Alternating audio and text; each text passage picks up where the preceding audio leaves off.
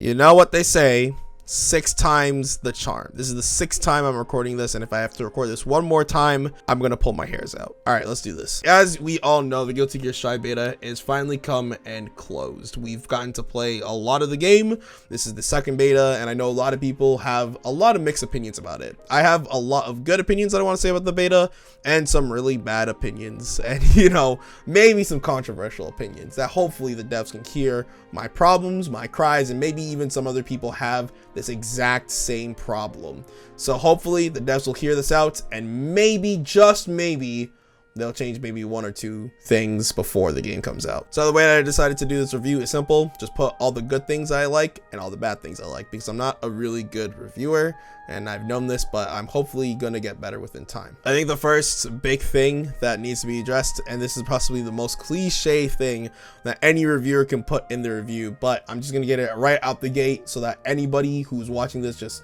gets it over with. Graphics, music, map, animations, they all look good. I love the way that all the aesthetics looks for all the characters, and I love the way that Arc System Works make this game their own. And now that we're done with the most bogus part of the video, let's just actually jump right into it. So, big point, every single character feels different in Strive. This is something that I've taken to notice in Dragon Ball FighterZ, and maybe a little bit in Kill la Kill IF, which is the fact that some characters do play similar, or if not the exact same. And it's not a throw or a shot at Arc System Works for doing this type of thing. I don't really blame them for that. My problem is that like sometimes it feels a little bit like same-ish when you play one Goku versus the other Goku. Every character in Strive feels different, and I kind of like that. Chip feels like a high-speed combo master ninja. Potemkin feels like a grappler that literally does a lot of damage and is very slow. Zato feels like a person who can literally zone the heck out of you if you're not playing safe or correctly. And there's just so many more characters out here in the roster that feel really good. Even though we got a small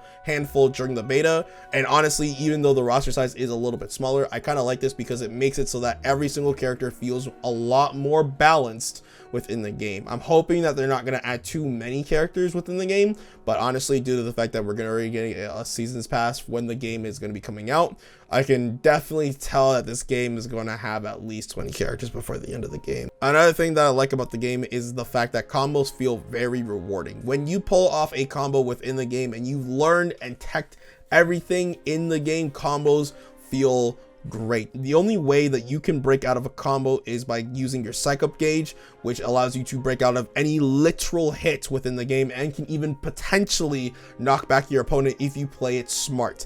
I like this mechanic, and I honestly love the fact that if you get a combo off, you are fully rewarded by killing or dealing a lot of damage towards your opponent. Another thing that I was also criticizing Arc System Works before, but now I'm really loving and enjoying, which is the fact that you can actually just go into a match by using the quick start match button within the menus. You can get into a match by just hitting quick start, and it just takes you straight to the training room, and you can wait for a match, and it's awesome. I love this feature a lot. Lastly, and this is something that is honestly the best thing in any single fighting game whatsoever, the rollback netcode is absolutely amazing. You can play with literally almost anyone within the game. Granted, keep this in mind though, I say almost anyone because some people are still playing on their Wi-Fi connections that aren't really the best or the strongest within the game. Now, let's just, jump into possibly the second half of the video, which is the bad stuff, everything that I don't like about the beta and all the more controversial things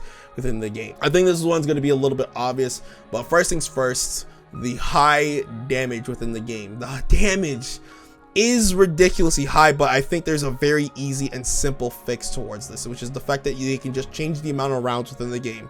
Now, something that I found out within the beta is that if you play offline matches, and only in offline matches, you can change the rounds from best of 3 to best of 5, and that was something that I really loved because it allowed it so that players were able to play best of 5 matches. Granted though, because we're in a situation where COVID is up and out and running about, it kind of sucked because I could only play with either my brother or my neighbor. If it comes to things such as like playing online that was not present within the online beta, you were forced to play best of 3 matches, and it sucked, and it was possibly one of the worst things to experience within this game. Something that I also really didn't like is the fact that you could not rematch opponents online. Again, this is something that was present within the offline version or the offline build of the game, but if you tried to rematch your opponent, you could not. It was not present within the beta. The way that you would do online rematches was simple. You'd get out of the lobby, you'd load back into the lobby, and it was a very long loading time. And this is something I also really do hate, but it's the fact that you'd get out of the game, you'd go back into the lobby, and then you'd have to restart and recreate the room so that you were able to rematch your opponent. This sucked a lot, especially if you just wanted to play with one friend the entire time during the parks. It sucked completely. It was not a very nice, memorable moment within the game, and honestly, this is something that really turned me off within the online. You need a rematch button. Sometimes I just want to play with my friends and only rematch that one player. Something I also didn't like within the online version of the build is that there was no map selection, there was no music selection whatsoever. Sometimes I would replay the same map 10 times versus different people, and it would be the exact same music, and it kind of sucked.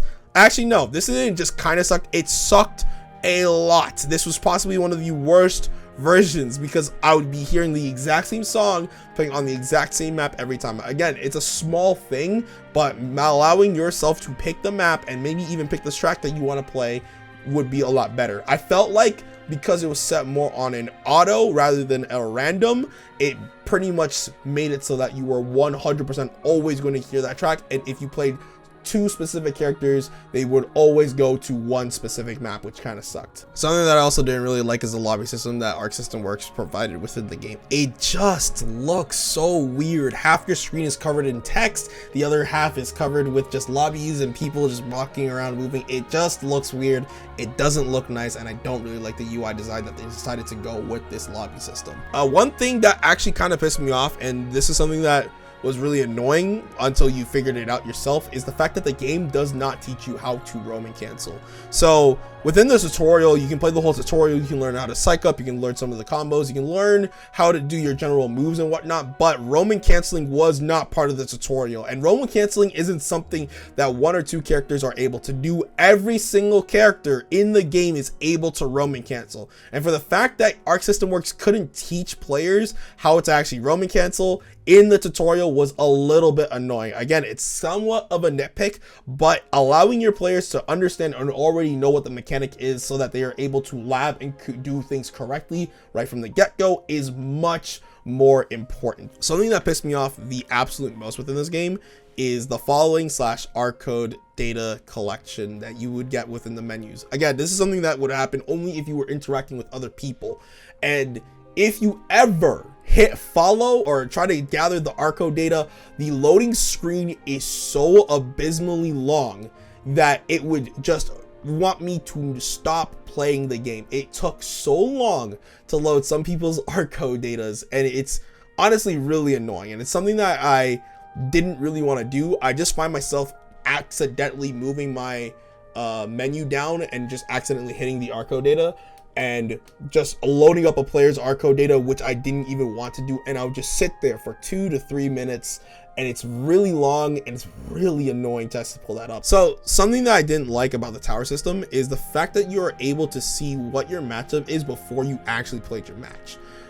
For me personally, ranked is that you should be able to go into a ranked match not knowing who you're going to fight, and then once you get in there and you see your opponent, you deal with it no matter what. Within the tower system, if you didn't want to play a specific matchup against anyone, you did not have to. You had full control and the full ability to just literally skip a match if you didn't want to play against a specific person. Before the fight, you actually get to decide whether or not you want to fight a specific matchup every single time, and it asks for you and your opponent to confirm if you want to fight that match. This is something that needs to change immediately.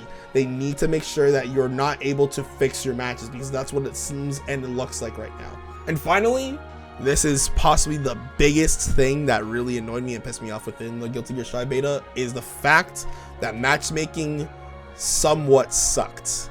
For me personally, when I was playing a lot of my matches, I would be rematched and paired with the same person for at least 5 to 6 times. It just rematched me with the exact same people, and it wasn't like there wasn't a lot of people within the lobbies. When the lobby was entirely full, up to 32 people within the towers or whatnot, like, we'd have a bunch of people there, but for some reason I would always be rematched with the same 2, maybe even 3 people at all times. And it was kind of annoying because it was something that definitely needed to change. I think this is something that would have been a lot better if you are able to just match up with anybody at random, and it would be really cool to see that. So that's it. That's all I had to say about the game. I think the game is fun. There's just a couple of flaws here and there that could honestly make the beta a lot more better, but I just want to know what you guys have to say in the comment section down below. Are you guys excited for Guilty Gear Strive?